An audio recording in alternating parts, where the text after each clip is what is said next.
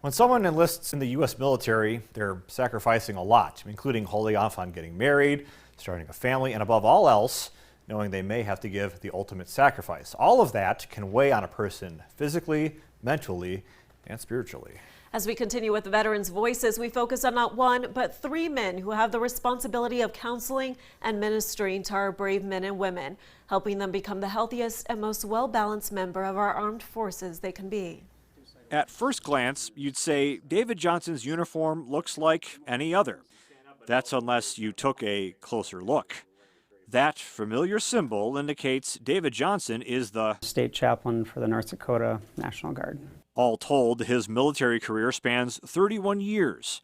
Johnson says ministry is in his blood. As a kid, my parents were missionaries, so I grew up in the country of Cameroon for the first little bit of my life, and then we came back to the States, and I went to college and seminary in the Twin Cities. Staff Sergeant Chad Franson has had 19 years of military service. He says his role is different from a state chaplain in that our mission is a little bit more focal towards a deployment type aspect, where I would serve another chaplain, and we would go to a field environment and provide services in a wartime situation. Before joining the military, Franson was in the IT industry. But like Chaplain Johnson, he too has the ministry gene. My grandfather was a minister.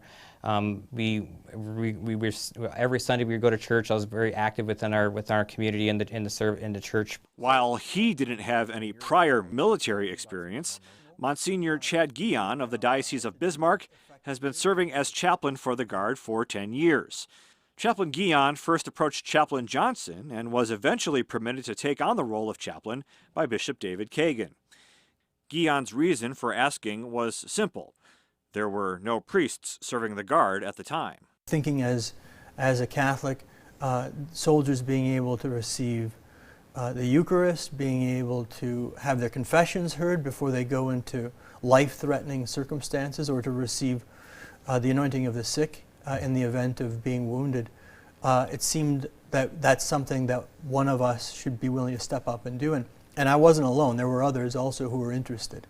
While all three men could help a soldier to a certain extent, it's up to Chaplain Johnson to make sure each soldier gets his or her individual spiritual needs met. Even from a Catholic perspective, there's certain things that I can't do as a Lutheran minister, as a Christian minister, chaplain, that a soldier may need to talk to the priest. So it's my job to help coordinate that, to facilitate that. Johnson, Franson, and Geon have all been overseas ministering, serving their military brothers and sisters, all while trying to help them determine what doing right looks like.